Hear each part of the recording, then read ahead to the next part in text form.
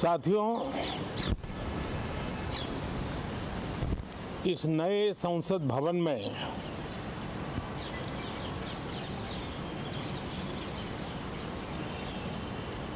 जो पहला सत्र हुआ था,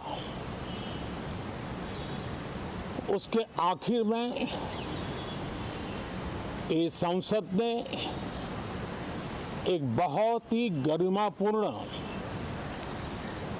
फैसला लिया था और वो फैसला था नारी शक्ति वंदन अधिनियम। और उसके बाद 26 जनवरी को भी हमने देखा किस प्रकार से देश ने कर्तव्य पथ पर नारी शक्ति के सामर्थ्य को, नारी शक्ति के शौर्य को, नारी शक्ति के संकल्प की शक्ति को अनुभव किया। और आज बजट सत्र का आरंभ हो रहा है, तब राष्ट्रपति द्रौपदी मुर्मू जी का मार्गदर्शन और कल निर्मला सीतारमण जी के द्वारा इंटरिम बजट एक प्रकार से ये नारी शक्ति के साक्षात्कार का पर्व है। साथियों, मैं आशा करता हूं कि गत 10 वर्ष में जिसको जो रास्ता सूझा, उस प्रकार से संसद में सबने अपना अपना कार्य किया। लेकिन मैं इतना जरूर कहूंगा कि जिनको आदतन हुड़दंग करने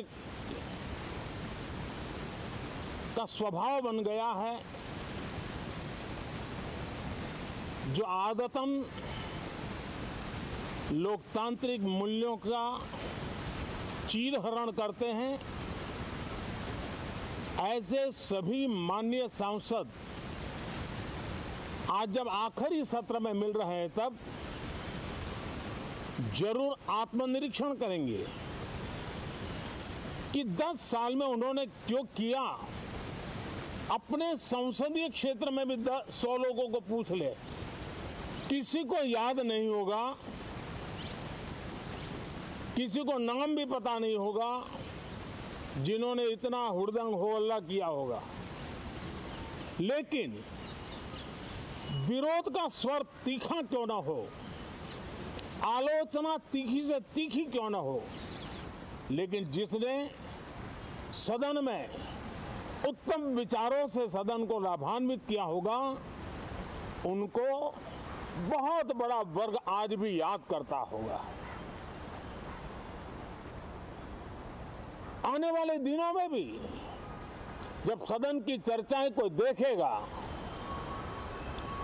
तो उनका एक एक शब्द इतिहास की तवारीख बन करके उजागर होगा। और इसलिए जिन्होंने भले विरोध का किया होगा, लेकिन बुद्धि प्रतिभा का दर्शन कराया होगा, देश के सामान्य मानवी के हितों का कंसर्न दिखाया होगा, हमारे खिलाफ तीखे से तीखी प्रतिक्रिया की होगी, उसके बावजूद भी मैं अवश्य मानता हूं कि देश का एक बहुत बड़ा वर्ग, लोकतंत्र प्रेमी सभी लोग इस व्यवहार की सराहना करते होंगे। लेकिन जिन्होंने सिर्फ और सिर्फ नकारात्मकता, हुड़दंग, शरारतपूर्ण व्यवहार ये जो किया होगा, उनको शायद ही कोई याद करे। लेकिन अब ये बजट सत्र अवसर है, पश्चाताप का भी अवसर है, कुछ अच्छे फुटप्रिंट छोड़ने का भी अवसर है।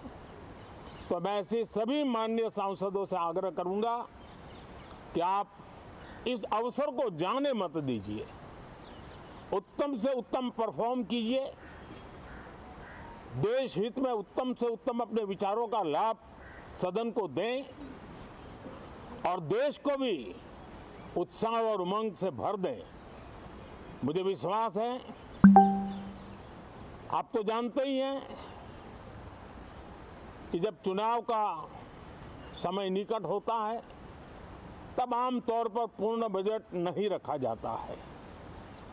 हम भी उसी परंपरा का निर्वाह करते हुए पूर्ण बजट नई सरकार बनने के बाद आपके समक्ष लेकर के आएंगे। इस बार एक दिशा निर्देशक बातें लेकर के देश की वित्त मंत्री निर्मला जी हम सबके सामने कल अपना बजट पेश करने वाली है। साथियों, मुझे विश्वास है कि देश नित्य प्रगति की नई नई ऊंचाइयों को पार करता हुआ आगे बढ़ रहा है। सर्वस्पर्शी विकास हो रहा है, सर्वांगीण विकास हो रहा है, सर्व समावेशक विकास हो रहा है। ये यात्रा जनता जनार्दन के आशीर्वाद से निरंतर बनी रहेगी। इसी विश्वास के साथ फिर आप सभी को मेरा राम राम।